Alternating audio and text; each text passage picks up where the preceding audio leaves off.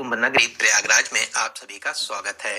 दुनिया के सबसे बड़े धार्मिक सम्मेलन महाकुंभ 2025 प्रयागराज की पावन भूमि में आयोजित होने जा रहा है। आस्था और विश्वास का ऐसा पवित्र संगम जहां एक ही डुबकी से अमृत के समान पुण्य मिलता है। हर 12 सालों में आयोजित होने वाले महाकुंभ में देश और विदेश से करोड़ों लोग शामिल होते हैं। इस बार के महाकुंभ में 40 करोड़ लोगों के शामिल होने का अनुमान लगाया जा रहा है। इस बार का महाकुंभ बहुत ही भव्य और दिव्य होने वाला है। मेला क्षेत्र के साथ साथ पूरे ही शहर को दुल्हन की तरह सजाया जा रहा है। जगह जगह पार्क, विशाल प्रतिमाएं और पक्के घाटों का निर्माण किया जा रहा है। 13 जनवरी से 26 फरवरी तक 45 दिनों का ये महाकुंभ लोगों की आस्था का संगम रहेगा। कुंभ में शाही स्नान का विशेष महत्व माना जाता है। शाही स्नान के दिन स्नान करने से सभी पापों से मुक्त होकर मोक्ष की प्राप्ति होती है। इस पावन भूमि पर मां गंगा, यमुना और अदृश्य सरस्वती का पवित्र संगम होता है, जिसे त्रिवेणी संगम कहते हैं। इस संगम में स्नान करने से सभी मनोकामनाएं पूरी होती हैं। प्रयागराज में हर वर्ष माघ मेला, 6 वर्षों में अर्ध कुंभ और 12 वर्षों में महाकुंभ का आयोजन किया जाता है। तो दोस्तों, आज के इस खास और इंफॉर्मेटिव वीडियो में मैं आपको महाकुंभ 2025 की संपूर्ण जानकारी देने वाला हूं। अगर आप भी इस महाकुंभ में आने की प्लानिंग बना रहे हैं तो आप एकदम सही वीडियो देख रहे हैं।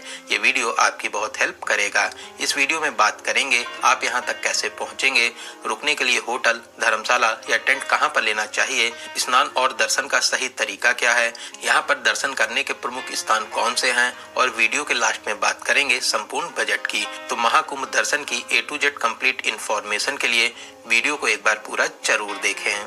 दोस्तों, इस बार के महाकुंभ में लोगों की संख्या को देखते हुए शासन और प्रशासन ने विशेष तैयारियां की हैं। मेला क्षेत्र को यूपी का 76वां जिला बनाया गया है, जिसे 25 सेक्टरों में बांटा गया है। भक्तों की भीड़ एक जगह इकट्ठा न हो, इसके लिए 7 पक्के घाट भी बनाए गए हैं। साथ ही सभी की सुरक्षा के लिए पुलिस, सेना, PAC, NDRF, SDRF, जल पुलिस, पैरामिलिट्री और प्राइवेट पुलिस के लाखों जवान तैनात किए गए हैं। मेले की साफ सफाई और देखरेख के लिए हजारों सफाई मित्र भी सेवा दे रहे हैं। लोगों को आने जाने में कोई भी परेशानी ना हो, इसके लिए अलग अलग मार्ग बनाए गए हैं। साथ ही साथ सभी मार्ग पर पार्किंग की विशेष सुविधा भी दी गई है, जिससे सभी लोग कम से कम चलकर घाट तक पहुंच सकें। तो चलिए वीडियो में आगे बढ़ते हैं और बात करते हैं आप प्रयागराज तक कैसे पहुंचेंगे। दोस्तों, प्रयागराज में बहुत से रेलवे स्टेशन बने हुए हैं, जैसे Prayagraj junction, Prayagraj Rambagh, Prayag junction, Naini junction, Prayagraj Sangam, Phaphamau, Jhusi, Prayagraj Chheoki, Bamrauli और सूबेदारगंज। आप अपने शहर से यहाँ के किसी भी स्टेशन तक आ सकते हैं। रेलवे ने यहाँ तक आने के लिए लगभग 3000 मेला स्पेशल ट्रेन भी चलाई हैं। साथ ही साथ रेगुलर ट्रेन भी चल रही हैं। वहीं उत्तर प्रदेश के हर जिले से रोजाना बहुत सी बसेस प्रयागराज के लिए लगाई गई हैं। साथ ही 7000 नई शटल बसेस को भी शहर में चलाया जाएगा। बात करें फ्लाइट की, तो प्रयागराज में भी एयरपोर्ट है। इसके अलावा लखनऊ, बनारस, पटना तक आने के बाद भी आप प्रयागराज तक आ सकते हैं। तो चलिए, प्रयागराज पहुंचने के बाद में अब हम लोग बात करते हैं रुकने के लिए होटल, धर्मशाला या टेंट कैसे बुक करना चाहिए। दोस्तों, महाकुंभ के दौरान शहर के सभी छोटे बड़े होटल, धर्मशाला पहले से ही फुल मिलेंगे, तो आप भी पहले से ही ऑनलाइन बुकिंग करके आइए। आप प्रयागराज रेलवे स्टेशन के पास में, रामबाग स्टेशन के पास में या मेला क्षेत्र से 5 से 6 किलोमीटर दूरी तक आप होटल ले सकते हैं। मेले के दौरान नॉर्मल होटल्स की भी 2000 से 3000 में स्टार्टिंग होगी। वहीं अच्छे होटल 7000, 8000 या 10,000 तक के बजट में मिलेंगे।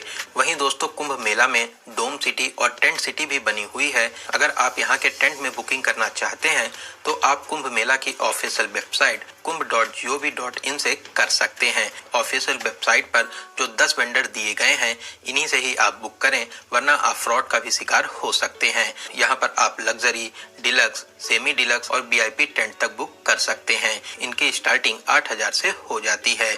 इसके अलावा मेला क्षेत्र में जगह जगह रेन बसेरा भी बने हुए हैं। कुछ रेन बसेरा फ्री हैं और कुछ में आपको 100 से 200 रुपए पर बेड का चार्ज भी देना रहता है।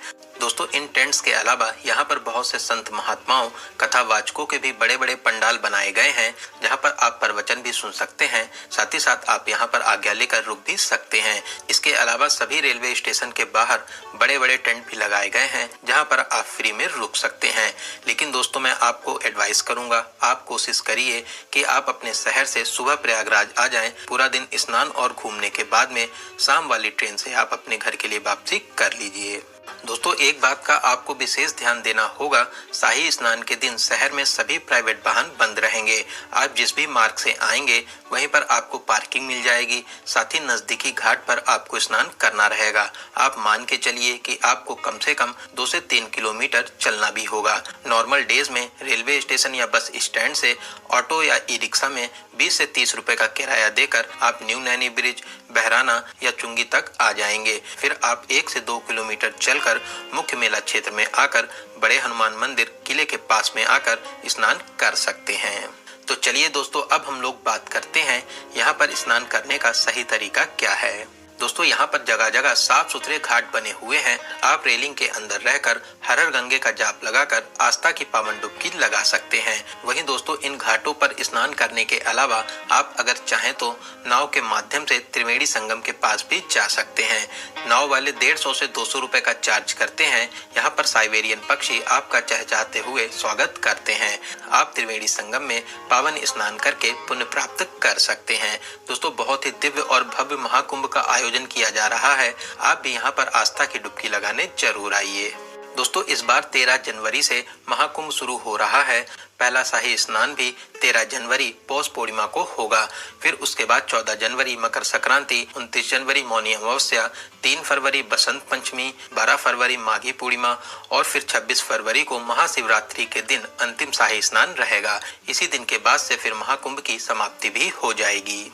दोस्तों क्या आप जानते हैं इस कुंभ की शुरुआत कैसे हुई? शास्त्रों के अनुसार दुर्वासा महर्षि के श्राप से देवता कमजोर होने लगे। तब देवता विष्णु भगवान के पास पहुंचे। विष्णु जी ने उन्हें असुरों के साथ मिलकर समुद्र मंथन का उपाय बताया। तब भगवान विष्णु ने कछुए का रूप धारण कर मंदरांचल पर्वत को ऊपर रखकर वासुकी नाग को नेति बनाया और फिर समुद्र मंथन शुरू हुआ। समुद्र मंथन से अमृत कुंभ निकला। अमृत कुंभ के लिए 12 दिनों तक राक्षसों और देवताओं के बीच भयंकर संग्राम हुआ। इसी बीच अमृत की 4 बूंदें पृथ्वी पर आ गिरी। ये बूंदें हरिद्वार, प्रयागराज, उज्जैन और नासिक में आ गिरी। तभी इन जगहों पर कुंभ का आयोजन किया जाता है और 12 सालों में प्रयागराज में महाकुंभ का आयोजन होता है। कुंभ के दौरान इन नदियों का जल अमृत के समान माना जाता है। तो दोस्तों यहाँ पर पावन स्नान करने के बाद में अब हम लोग बात करते हैं प्रयागराज में आप और कहां-कहां दर्शन कर सकते हैं। दोस्तों यही घाट के पास में ही किला बना हुआ है। किले के अंदर प्राचीन अक्षय वट है। यहाँ पर आप दर्शन जरूर करें। ऐसी मान्यता है वनवास के दौरान राम जी भी यहाँ पर रुके थे। साथ ही साथ किले के अंदर प्राचीन पातालपुरी मंदिर भी है। आप यहाँ पर भी दर्शन आदि कर सकते हैं।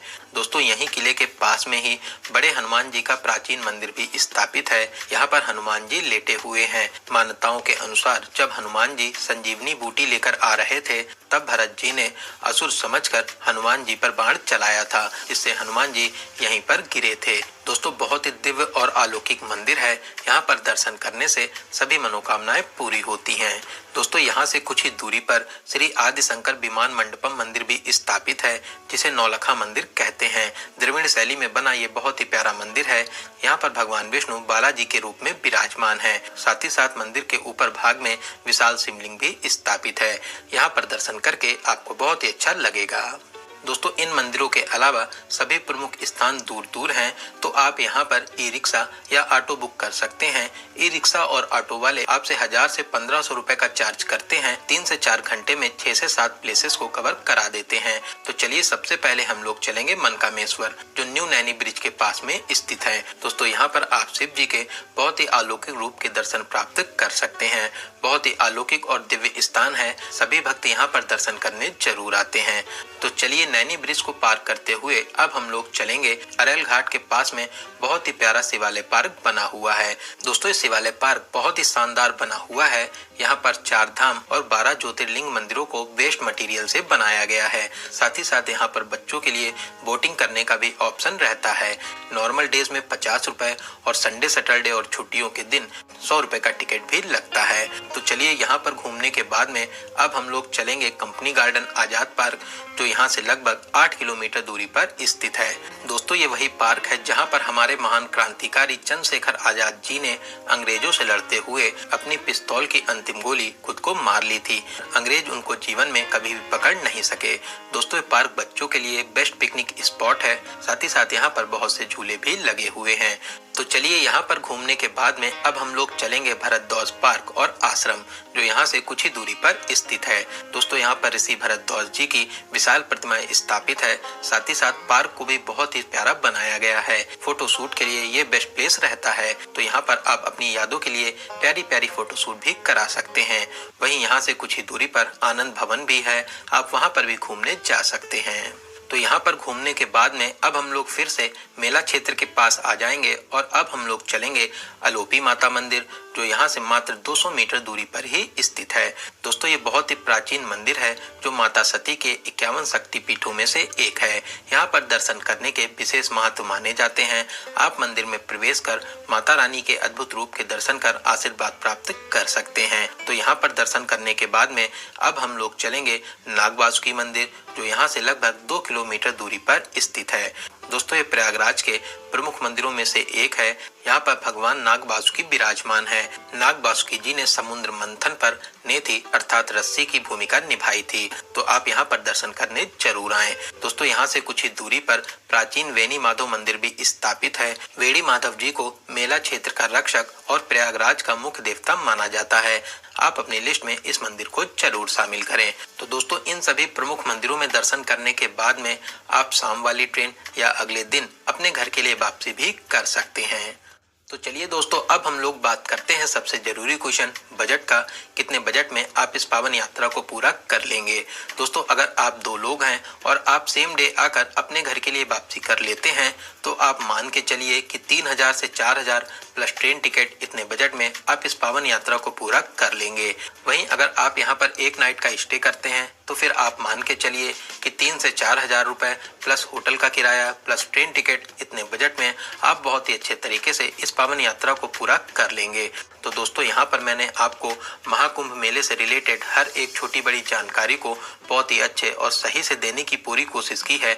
अगर फिर भी आपके कोई क्वेश्चन रह जाते हैं तो आप हमें कमेंट के माध्यम से पूछ सकते हैं। दोस्तों आपको ये वीडियो कैसा लगा और आप इस वीडियो को कहां से देख रहे हैं कमेंट बॉक्स में जरूर बताइएगा। अगर आपको वीडियो की जानकारी हेल्पफुल लगी हो तो अपने एक लाइक से हमें मोटिवेट जरूर करें। साथ ही साथ अपने सभी फ्रेंड्स और रिलेटिव में जरूर से जरूर शेयर करें। वहीं दोस्तों अगर अभी तक आप हमारी फैमिली यात्रा मित्र से नहीं जुड़े हैं तो प्लीज चैनल को सब्सक्राइब जरूर करें। साथ ही साथ बेल आइकन प्रेस करने के बाद में ऑल नोटिफिकेशन को जरूर क्लिक करें, जिससे भविष्य में आने वाले महाकुंभ मेले के वीडियोस और साथ ही साथ अदर प्लेसेस के वीडियो आसानी से मिल सके। तो चलिए दोस्तों अब मिलते हैं किसी ऐसे इंफॉर्मेटिव वीडियोस में। तब तक आप अपना और अपने परिवार का बहुत ज्यादा ख्याल रखें। आपकी यात्रा सफल, सुगम और मंगलमय हो। जय हिंद, जय भारत, हर हर गंगे।